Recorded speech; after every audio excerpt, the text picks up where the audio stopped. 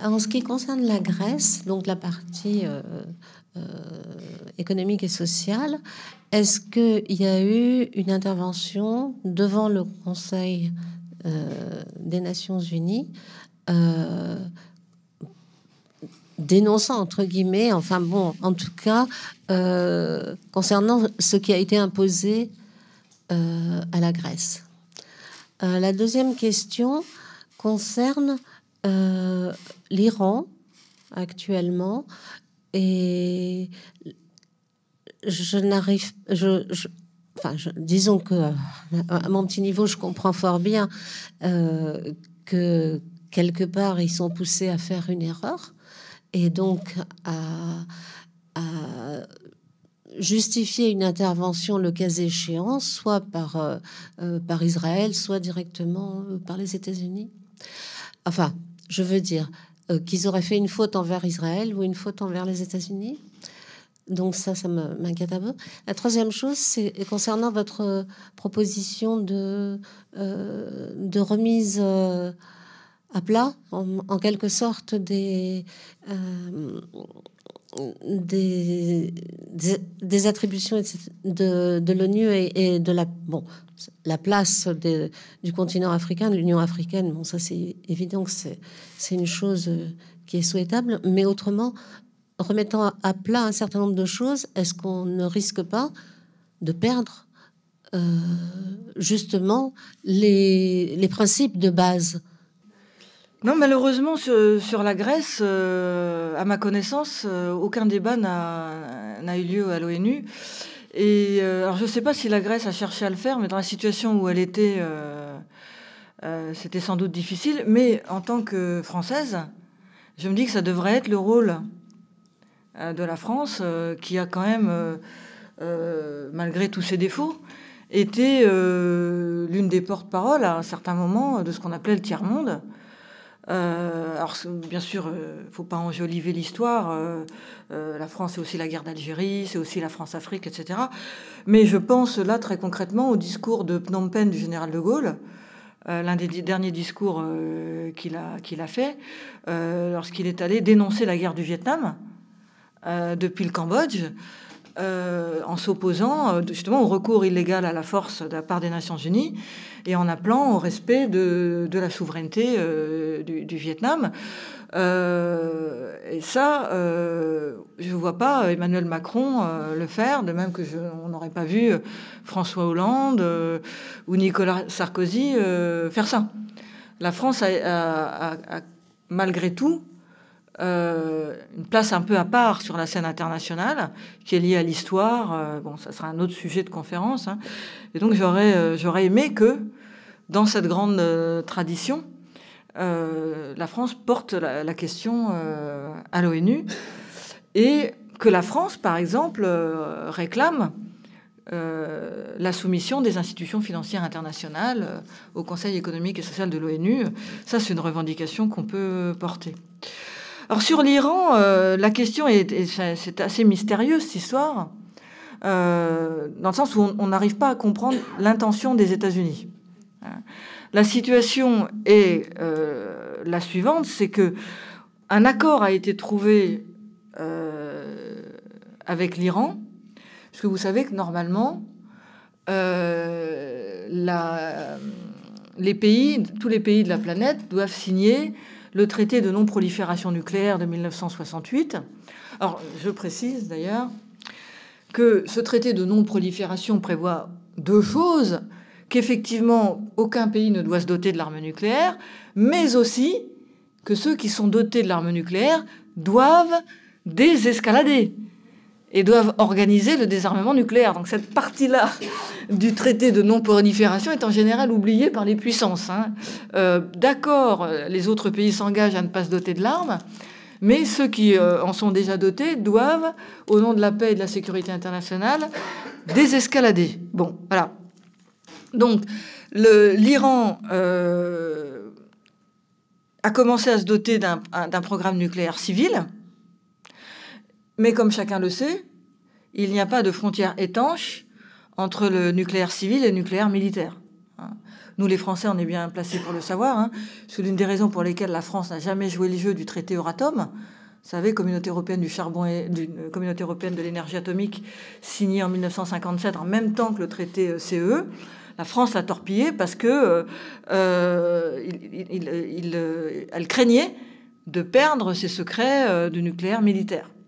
Alors, Euratom est réactivé en ce moment parce qu'on a beaucoup de problèmes avec les centrales nucléaires. Mais bon, bref, je dévie. Donc, on sait très bien qu'il n'y a pas de frontière étanche entre le nucléaire civil et le nucléaire militaire. Un élément du problème, c'est que l'Iran est entouré de pays qui ont la bombe. Notamment l'Inde, le Pakistan, Israël. Et donc, l'Iran dit, vous êtes gentil de dire qu'on ne doit pas se doter. Mais dans le contexte international, il faut aussi comprendre notre situation. Bon, c'est un peu le poker menteur. Donc, bon an, mal an, on était arrivé à un accord, l'Iran se soumettant à des processus de contrôle, et puis s'engageant à ne pas développer son nucléaire jusqu'à un certain stade. Bon. Alors, pourquoi Donald Trump a-t-il choisi l'Iran pour cible ? Mystère. Hein. Sur le fond, l'attitude de Donald Trump est totalement injustifiée. Parce que factuellement, l'Iran respecte ses engagements. Hein, il respecte les procédures de contrôle, les fameux inspecteurs. Hein.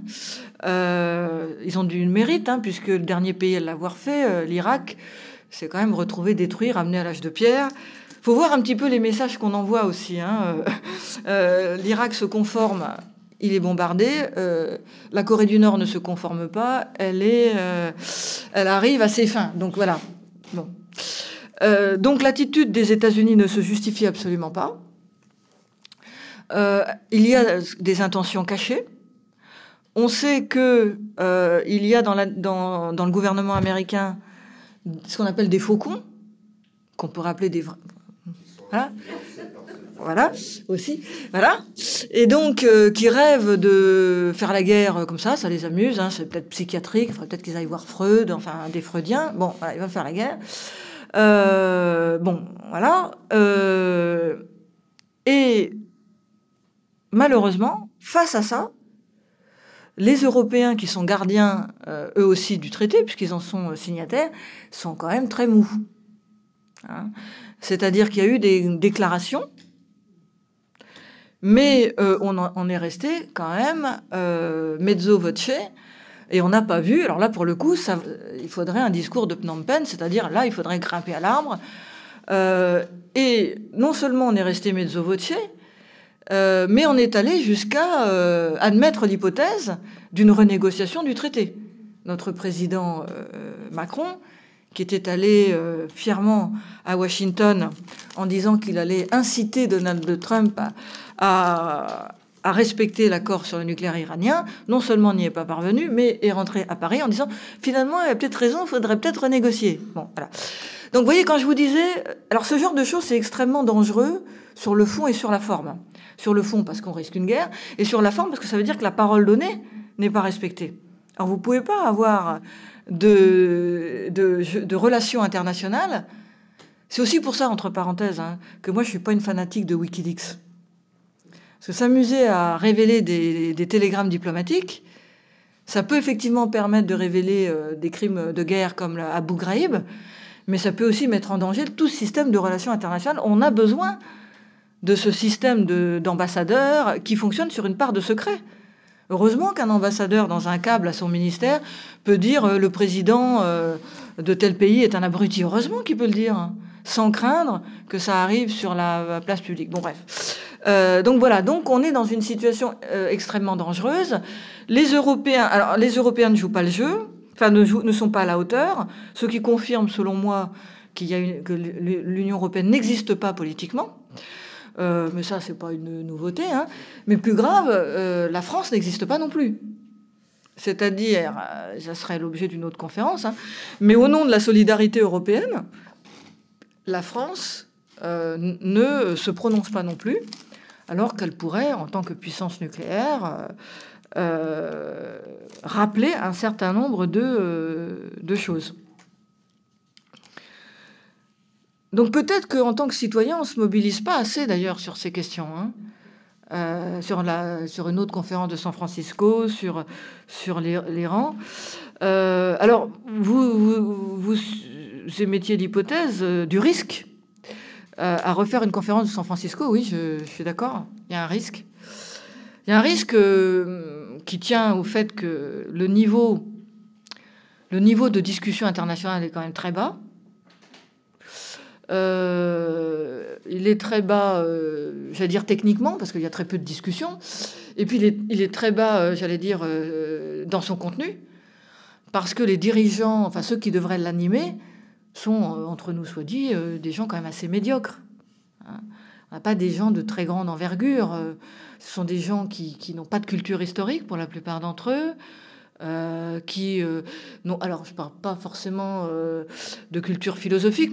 Notre président a une certaine culture philosophique, mais très parcellaire.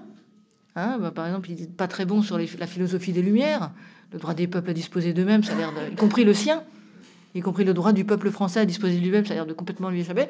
Bref, donc on a un niveau de discussion qui est très bas, donc il y a un risque que vous avez raison de souligner.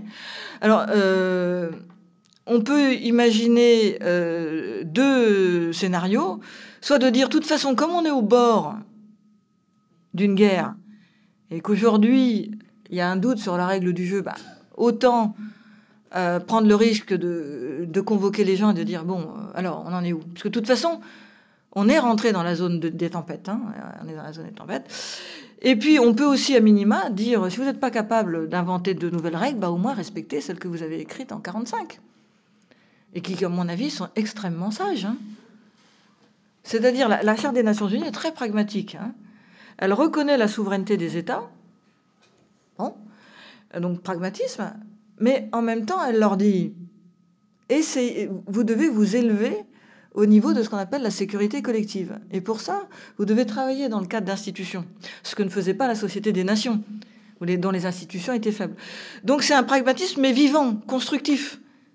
Et donc les États acceptent de se soumettre à une sécurité collective construite en commun. Donc c'est un bon équilibre. Et en interdisant le recours à la force, elle est très sage.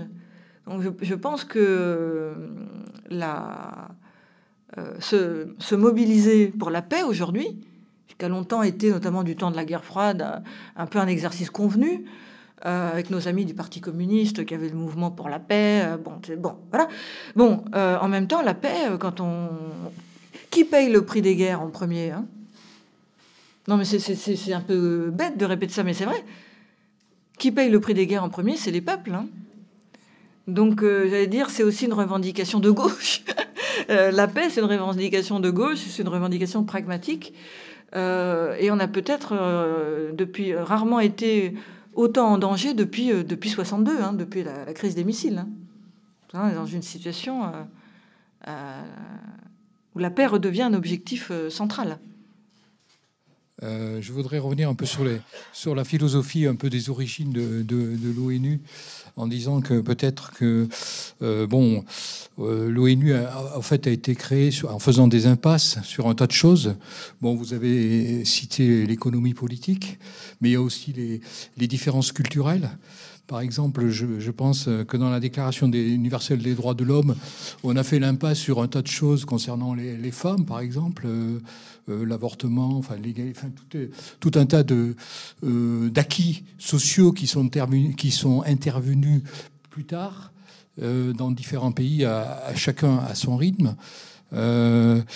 Voilà en gros, et aussi les deux philosophies antagonistes que sont le confucianisme par exemple, où on a le respect en Chine ou dans les pays d'Asie, on n'a pas du tout la même façon de voir les relations entre les relations sociales, et en Europe, en Occident, on raisonne plutôt par le conflit, où on pense que tous les problèmes sont conflictuels et ne peuvent être traités, ne pas être résolus que par rapport à des forces, à la négociation autour d'une table. Enfin voilà, c'est un certain nombre de choses comme ça qui me semblent faire que finalement, et qui explique pourquoi l'ONU finalement est un relativement échec, parce qu'il y a c'est trop complexe les relations mondiales. Je vous trouve un peu pas pessimiste, mais... Ah oui, d'accord. Non, mais parce que, par exemple, je suis pas tout à fait d'accord avec vous sur la Déclaration universelle des droits de l'homme, parce qu'elle reconnaît l'égalité des sexes. Après, évidemment, on rentre pas forcément dans les détails, mais les positions de principe sur le respect des cultures, il y a des choses, des articles sur les droits sociaux. Il y a au contraire. Alors, en revanche, c'est une déclaration. C'est-à-dire que c'est pas un texte obligatoire. Vous savez la différence entre les traités, qui sont obligatoires dans tous leurs éléments, et les déclarations, qui sont la proclamation de principes, mais dont l'application n'est pas obligatoire.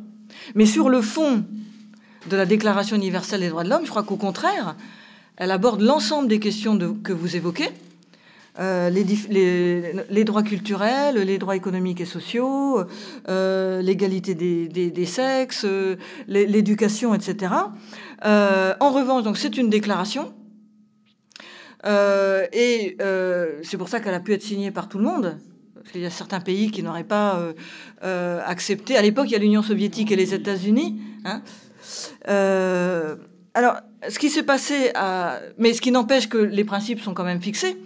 C'est-à-dire que contrairement aux institutions financières internationales, l'ONU a des principes fixés dans la Déclaration universelle des droits de l'homme qui sont quand même qui couvrent tout un champ et auxquels elle est censée se référer. Et depuis 1948, année où on a adopté la Déclaration universelle des droits de l'homme, l'ONU adopte des pacte sur les droits civils et politiques, pacte sur les droits économiques et sociaux, pacte sur les droits des femmes, pacte sur l'éducation, pour mettre en œuvre dans des textes obligatoires ce qui a été déclaré en 1948. Et si vous regardez, si vous allez sur le site de l'ONU, vous verrez, il y a des centaines de traités qui, là, sont obligatoires et qui, alors, ils ne sont pas signés par tous les pays. Ça dépend. C'est intéressant de voir qui signe quoi.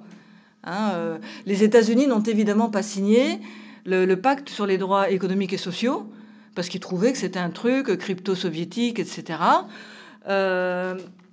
Donc, alors, il faut regarder la liste des signataires, mais en tout cas, la Déclaration universelle des droits de l'homme est mise en œuvre régulièrement et en permanence par l'adoption de traités qui font l'objet de négociations. Le droit à l'avortement n'était pas évoqué. Alors, en 1948, je ne crois pas. Et le contrôle la contraception, voilà, ce sont des choses qui... Non, mais en 1948, je ne crois pas. Et aujourd'hui, ça n'est pas du tout accepté dans certains pays qui font partie de l'ONU. Bien sûr, il y a 193 pays à l'ONU. Il y a 193 pays. Il est bien évident que tout le monde n'est pas d'accord sur le statut de la femme. Là, voilà. Ce qui est intéressant, l'ONU n'a pas pour objet de soumettre au même régime la planète entière. Son objectif principal, c'est premièrement de définir des règles du jeu. Ensuite, à partir de principes communs, dont ceux qui sont fixés dans la Déclaration universelle des droits de l'homme, de faire progresser l'ensemble des pays vers un consensus en approfondissant à chaque fois des choses qui au départ, sont simplement énoncées de manière générale.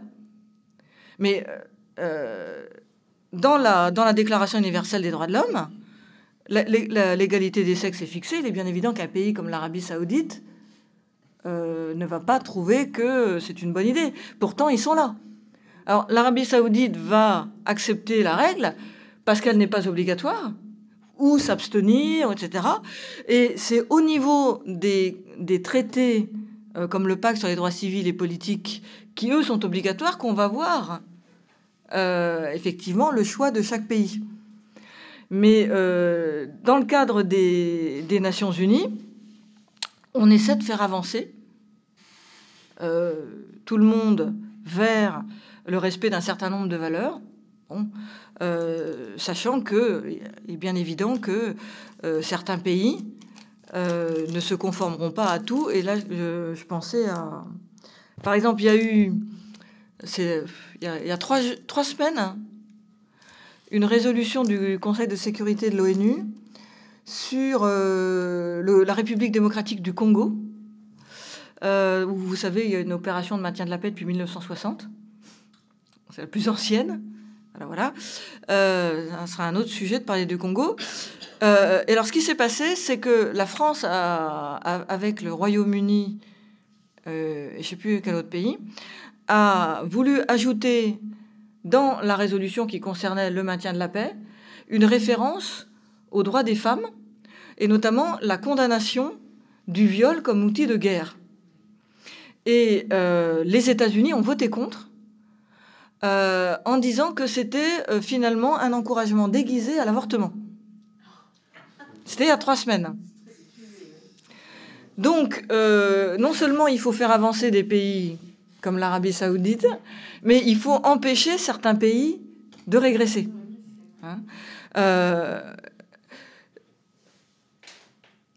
Si vous regardez l'ordre du jour de l'Assemblée générale de l'ONU, vous verrez que tous les jours, on discute de traités, de résolutions, de rapports, de missions qui vont dans le sens de l'application de tout ça. Et que c'est un travail quotidien, il y a des centaines de réunions par jour, peut-être trop de réunions d'ailleurs, hein, mais en tout cas, c'est le travail quotidien de l'ONU. Sachant que, je le répète, pour moi, la mission principale de l'ONU, c'est véritablement la paix et la sécurité. Je ne suis pas du tout dans l'idée que l'ONU doive devenir une espèce de gouvernement mondial qui s'occuperait de tout. À mon avis, ça n'aurait aucun sens. Juste pour les raisons que vous avez décrites, d'ailleurs, monsieur, c'est qu'il y a de telles différences de modèles que si on voulait installer un gouvernement mondial, ça serait forcément l'expression de la victoire de certains sur d'autres. Et en plus, on aurait tout le problème de la légitimité de tout ça. Comment élire un gouvernement mondial? Déjà, dans un État, ça devient compliqué.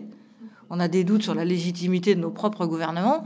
Donc, imaginez un gouvernement mondial. Bon, donc, dans le livre, on dit qu'il faut déjà rétablir la suprématie et l'autorité des Nations Unies sur le maintien de la paix et de la sécurité. Les autres aspects étant quelque part des avantages collatéraux de la paix. De la paix découle tout le reste, en fait.